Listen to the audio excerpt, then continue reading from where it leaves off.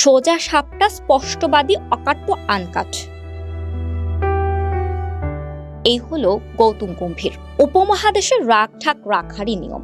পরিষ্কার মনের ভাবনাটা বলে দেওয়া ঠিক এখানকার সংস্কৃতি নয়। ক্রিকেট সংস্কৃতিতেও আছে কম বেশি সবখানে সব দিক রক্ষা করে বলা আর চলার ছাপ।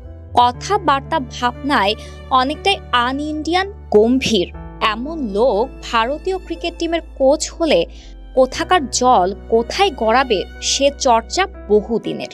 কোহলির সাথে তার পুরনো শত্রুতা সাজঘরের পরিবেশ কতখানি বিষিয়ে তুলবে।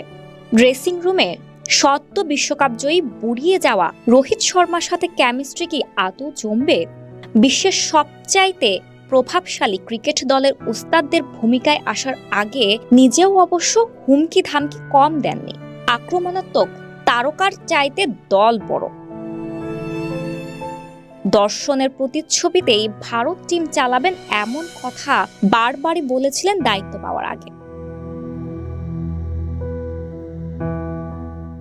যেমন গম্ভীরের পুরনো বয়ানের সার কথা, ভারতের 2011 বিশ্বকাপ ভারতের জয়ের পোস্টারে শুধুমাত্র ধোনিকে রাখা হয়, অথচ সেখানে যুবরাজ সিং কিংবা ফাইনালে তার নিজের 97 রানের নকটাও কম মাহাত্ম্যপূর্ণ নয়। ভারতে ব্যক্তি পুজো হয় বেশি, অথচ ক্রিকেট একটি টিম গেম। সুপারস্টার নিয়ে অত্যাধিক চর্চা থেকে আমাদের বেরিয়ে আসা এখন বড্ড জরুরি। একজন লোক কখনো বিশ্বকাপ জেতাতে পারে না, কাজেই একজনকে হিরো বানানো একদম অবান্তর।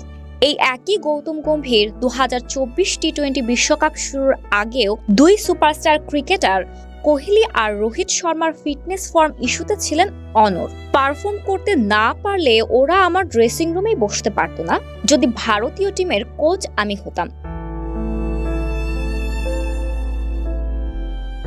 ক্ষমতার বাইরে থেকে বলা যায় অনেক কিছু, তবে ক্ষমতায় এলে বুঝতে পারা যায় আসলে সিস্টেম চালানো কত কঠিন। প্রায়ই পাকা রাজনীতিবিদরা যেমন বলেন, সেটারই যেন জীবন্ত প্রতিচ্ছবি দায়িত্ব পাওয়ার পরের গৌতম গম্ভীর।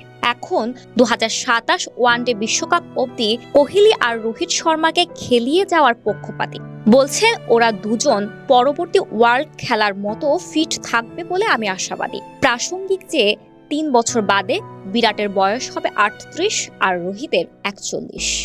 অসাধারণ ফিটনেসের বদৌলতে কোহলি চালিয়ে নিতে পারেন, সেটা না হয় যৌক্তিক, তবে ফিটনেস ইস্যু বরাবরই উইক পয়েন্ট যার, সেই রোহিতকে 2027 অবধি রেখে দেওয়ার আশাবাদটা চমকে দিচ্ছে অনেককেই।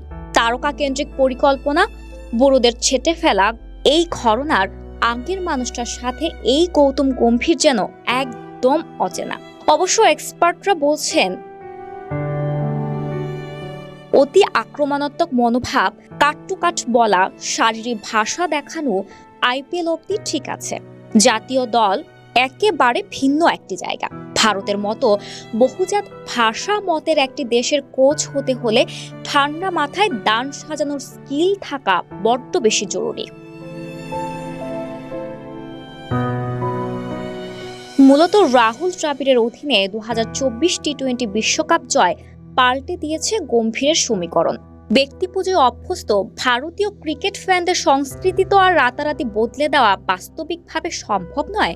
ওয়ার্ল্ড কাপে টাটকা সাফল্যের রেশ, রোহিত কিংবা কোহলিকে সরাসরি টিম থেকে ছেটে ফেলার চালটা চালা কিন্তু ভয়ঙ্কর কঠিন। অবশ্য 27 বিশ্বকাপ নাগাদ বুড়ো কোহলি রোহিতকে খেলানোর পরিকল্পনা নিয়ে তীর্যক সমালোচনা আসছে। প্রথম অ্যাসাইনমেন্টে যাবার আগে গম্ভীরের বুড়ো স্টারদের নিয়ে চালিয়ে যাওয়ার ইশারার প্রতিক্রিয়া জানিয়েছেন কৃষ্ণ রামচারি শ্রীকান্ত। সাবেক ডাক সাইটে ভারতীয় ওপেনার বলছে, কেউ ধোনি কিংবা সচিনের মতো সুপার ফিট না হলে 24-এ কখনো বিশ্বকাপ খেলতে পারে না। বিরাটের ব্যাপারটা না হয় মানলাম, কিন্তু 41 বছরের রোহিতকে সাউথ আফ্রিকায় নিয়ে যাওয়ার যে ছকের কথা কোচ বলছেন তা বিস্ময়কর। অবশ্য অন্য কোনো কোচ থাকলে আর অমন বুড়িয়ে যাওয়া ক্রিকেটারদের 27 ওয়ার্ল্ড কাপ অবধি খেলিয়ে নেওয়ার কথা বললে আয়োজন করে সবচেয়ে তীর্যক ভাষায় সমালোচনা হয়তো গম্ভীরই করতেন। যা বলেছেন হট সিটে বসার আগে, আর যা বলছেন ভারতীয় ক্রিকেট টিমের হেড কোচ হবার পর। জানান দিচ্ছেন একদমই ঠিক হবে না দায়িত্ব পাওয়ার আগের আর পরের গম্ভীরকে একই সমীকরণে মেলানো। একেই বোধহয় বলে ক্ষমতা। ক্ষমতার বাইরে থেকে যে কেউ বলতে পারে অনেক কিছুই, তবে ক্ষমতায় এলে ক্ষমতা মানুষকে বদলে দেয় কারণে অকারণে।